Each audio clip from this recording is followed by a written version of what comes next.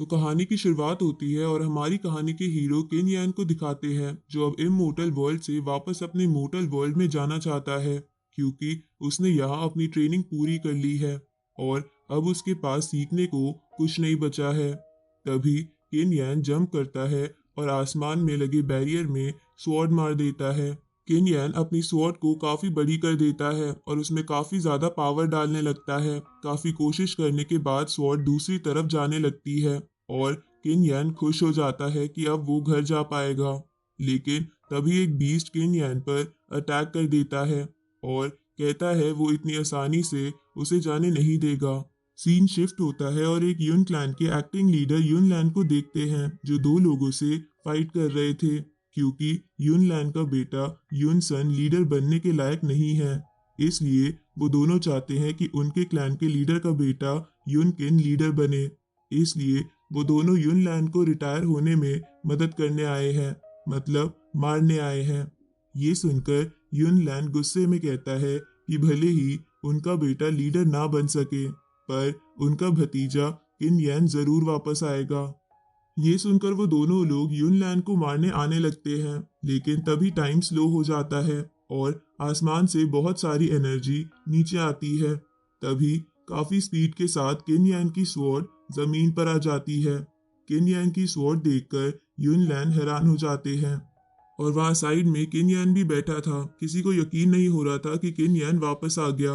किन यान उन दोनों से पूछता है कि क्या वो उनके अंकल को मारने की कोशिश कर रहे थे।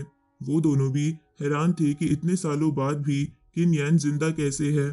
किन यान अपने अंकल के पास जाता है और उन्हें रिस्पेक्ट देते हुए कहता है कि उसने भी उन्हें काफी ज्यादा मिस किया।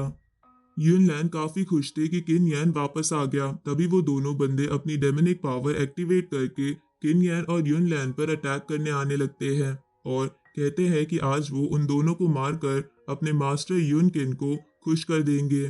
पर यून किन का नाम सुनकर किन यान गुस्से में आ जाता है और अपनी डिवाइन पावर का इस्तेमाल करके उन्हें मारने वाला था, लेकिन उससे पहले वो दोनों खुद ही जलकर मरने लगते हैं। ये देखकर किन यान बताता है फाइट से पहले ही इन्हें जहर दे दिया था, यानी जब ये अंकल को मार देते ये खुद ही मर जाते। इससे पता चलता है कि यून किन कितना ज्यादा मतलबी है। किन यान मन में सोचता है कि उसने अभी उस बैरियर को तोड़ा है, जिसकी वजह से उसकी पावर लगभग खत्म हो गई थी और जो बची हुई पावर थी किन यान उसी से फाइट करने वाला था। अब हम यून क्लैन के हॉल का सीन देखते हैं, जहां यून लैन बताते हैं कि किन यान 3 साल पहले माउंटेन पर कल्टीवेशन करने गया था और कभी वापस ही नहीं आया, जिसपे लोगों का कहना था कि किन यान को डाकुओं ने किडनैप कर लिया है। ये सुनकर किन यान हैरान हो जाता है और मन में सोचता है कि वो तो इमोर्टल वर्ल्ड में 3000 साल तक था, यानी वहां के 3000 साल मोर्टल वर्ल्ड के सिर्फ 3 साल होते हैं। अब यून लैन किन यान को एक बुरी खबर देते हैं और बताते हैं कि किन यान के जाने के बाद उसके पेरेंट्स और सिस्टर भी कहीं गायब हो गई थी। ये सुनकर किन यान हैरान हो जाता है। आगे यून लैन बताते हैं कि वो जाने से पहले एक टोकन देकर गए थे। किन यान उस टोकन को देखता है और बताता है इस पे स्काई शॉट सेक्ट का मार्क बना है, यानी उसके पेरेंट्स और सिस्टर जरूर स्काई शॉट सेक्ट में ही होंगे। यून लैन बताते हैं कि स्काई शॉट सेक्ट यहाँ का सबसे स्ट्रॉन्ग सेक्ट है और वो कहाँ पर है ये भी किसी को नहीं पता। उस सेक्ट के पास इतनी पावर है कि उसने अपने आप को गायब कर लिया है और ऐसे ही पूरी जगह को रूल करता है। किन यान कहता है कि वो उस सेक को ढूंढ लेगा और मन में सोचता है कि उसे जल्दी से अपनी पूरी पावर रिकवर करनी होगी। तभी वहां यून क्लैन के दूसरे एल्डर भी आ जाते हैं और उनमें से एक एल्डर किन यान को देखकर झूठी खुशी का नाटक करने लगते हैं और किन यान से पूछते हैं कि वो यहाँ यून लैन के साथ क्या प्लानिंग कर रहा है। किन यान उनकी बात को काटते हुए पहले उनसे ये पूछता है कि उसे तो समझ नहीं आ रहा था कि जिस दिन वो वापस आया उसी दिन उनके अंकल को मारने के लिए उन लोगों को किसने भेजा होगा। पर तभी एक दूसरे एल्डर बीच में बोलते हैं कि किन यान को यून किन पर झूठा इल्जाम लगाने की जरूरत नहीं है। इस पे किन यान जवाब देता है कि उसने तो अभी तक यून किन का नाम भी नहीं लिया था, पर आप भी जानते हैं कि यून किन ने कितने गलत काम किए हैं। तभी पहले वाले एल्डर कहते हैं कि यून किन उनका बेटा है और सभी यही चाहते हैं कि अगला लीडर वही बने।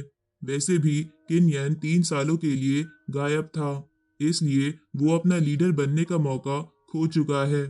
आगे किन यान कहता है वो लीडर ना भी बने तो चलेगा, लेकिन वो युन किन को लीडर नहीं बनने देगा। वैसे भी अंकल युन लैन के बेटे युन सन को लीडर बनना चाहिए।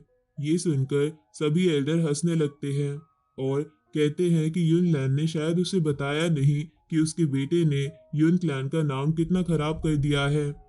ये सब सुनकर किन यान शांत हो जाता है और गुस्से में कहता है कि अपने भाई के मामले की जांच वो खुद करेगा, और उसे पता चला कि इसमें युन किन का हाथ है तो अच्छा नहीं होगा।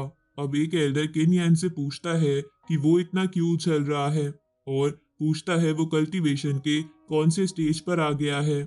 किन यान काफी गर्व से जवाब देता है कि वो स्टार रियम के 3rd स्टेज पर पहुंच चुका है। ये सुनकर तो सभी जोर जोर से हंसने लगते हैं और एल्डर किन यान को बताते हैं कि युन किन तो कई दिन पहले ही स्टार रियम के 5th स्टेज पर आ चुका है। तभी युन किन के फादर कहते हैं कि 1 महीने बाद युन किन और किन यान की फाइट होगी, और जो भी जीतेगा उसे युन क्लैन का लीडर बनाया जाएगा। उन सभी को लग रहा था कि किन यान काफी कमजोर है, वो कभी नहीं जीत पाएगा। पर किन यान उन सभी से कहता है कि वो तो 3 साल तक डाकुओं की कैद में था, तब इतना स्ट्रांग हो गया है, पर युन किन तो आजाद था, वो फिर भी सिर्फ 5th स्टेज पर क्यों है। इसके बाद किन यान कहता है 1 महीने का इंतजार क्यों, वो 1 हफ्ते के बाद भी फाइट कर सकता है, क्योंकि युन किन को मारने के लिए इतना टाइम काफी होगा। ये सुनकर वो सभी एल्डर गुस्से में वहां से चले जाते हैं।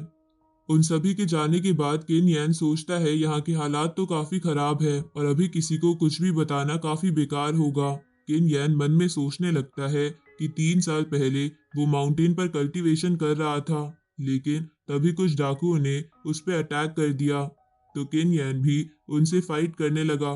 पर तभी अचानक से एक पोर्टल ओपन हो गया और किन यान उसमें गिर गया। वो पोर्टल उसे इमोर्टल वर्ल्ड में ले गया, जो मोर्टल वर्ल्ड से काफी ज्यादा खतरनाक था। वहाँ एक दिन भी जिंदा रहना मुश्किल था, वहाँ पर कमजोरों को कैदी बना दिया जाता है। पर किन यान ने वहाँ काफी मेहनत की और कभी हार नहीं मानी। किन यान को 3000 साल लग गए, पर वो इमोर्टल वर्ल्ड के टॉप पर पहुंच गया और सबसे स्ट्रांग लोगों में शामिल हो गया। वहाँ किन यान की जिंदगी काफी आसान हो चुकी थी, उसे किसी चीज की दिक्कत नहीं थी, पर वहाँ उसकी फैमिली नहीं थी, इसलिए उसने वहां से जाने का फैसला किया। पर जब किन यान निकलने वाला था, एक बीस ने उस पर अटैक कर दिया और किन यान उससे फाइट करने लगा। पर तभी किन यान ने देखा कि अगर वो फाइट करता रहेगा तो जो मोर्टल वर्ल्ड जाने का गेट खुला है वो बंद हो जाएगा, इसलिए उसने फाइट बीच में छोड़कर जाने का फैसला किया। पर इस तरह वापस मोर्टल वर्ल्ड में आने की किन यान को काफी बड़ी कीमत चुकानी पड़ी। किन यान ने जितने भी कल्टीवेशन हासिल की थी सब चली गई, यहाँ तक कि उसके पास कोई ट्रेजर भी नहीं बचा। अब किन यान के पास सिर्फ इमोर्टल वर्ल्ड के टॉप पर आने का एक्सपीरियंस है और साथ ही इमोर्टल बॉडी। पर किन यान को यकीन था कि अगर वो इमोर्टल वर्ल्ड में सभी से जीत सकता है तो यहाँ कभी नहीं हारेगा। अब हम युन लैन के बेटे युन सन को देखते हैं, जो दारू के नशे में था। तभी उसके पास किन यान आ जाता है और अपने भाई को देखकर वो काफी खुश हो जाता है। जब किन यान युन सन के हाथ को टच करता है उसे कोई पावर फील नहीं होती। आगे जब किन यान अपनी पावर की मदद से युन सन को चेक करता है तब उसे पता चलता है कि सच में युन सन की हालत काफी खराब है। किन यान ये देखकर काफी गुस्से में आ जाता है और कहता है जिसने भी युन सन के साथ ये सब किया है वो उसे छोड़ेगा नहीं और युन सन को पहले जैसा करके रहेगा। अगले सीन में भी किन यान कल्टीवेशन में बिजी था, क्योंकि उसे अपनी पावर को वापस लाना था। हम देखते हैं काफी कम टाइम में किन यान ने बहुत सारी स्किल्स को हासिल कर लिया था, जिससे वो काफी ज्यादा स्ट्रांग बन जाता है। किन यान की पावर पूरी जगह में फैलने लगती है।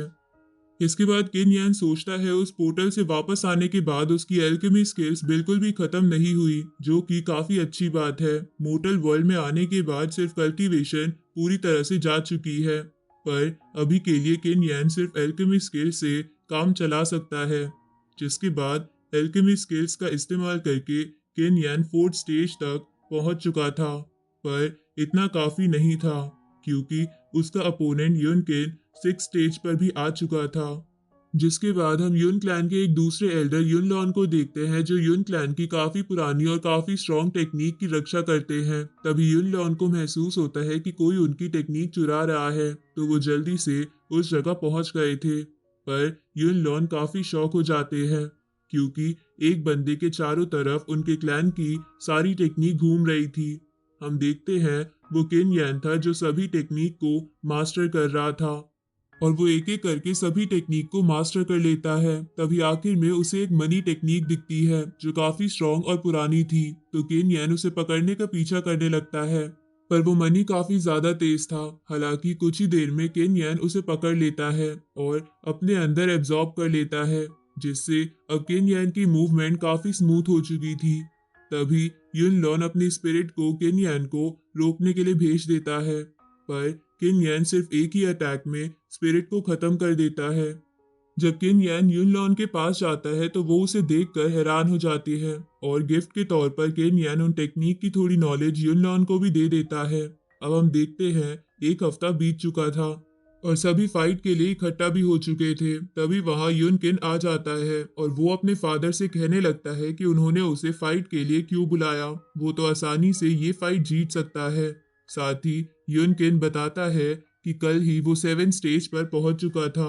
आगे युन किन के फादर कहते हैं कि अगर उसे युन क्लैन का लीडर बनना है तो सबके सामने किन यान को हराना होगा। तभी वहां किन यान भी आ जाता है और युन किन का मजाक बनाते हुए कहता है कि युन किन तो हमेशा बचपन में उससे हार जाया करता था और रोने लगता था, तो ऐसे रोने वाले बच्चे को क्लैन का लीडर कैसे बनाया जा सकता है।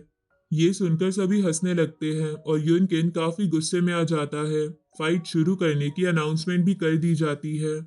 पर दोस्तों, इस एपिसोड का यही एंड होता है। फाइट हमें अगले एपिसोड में देखने को मिलेगी, तो तब तक के लिए कमेंट करके बताएं कि आपको ये एपिसोड कैसा लगा और वीडियो को लाइक और चैनल को सब्सक्राइब करना ना भूलें।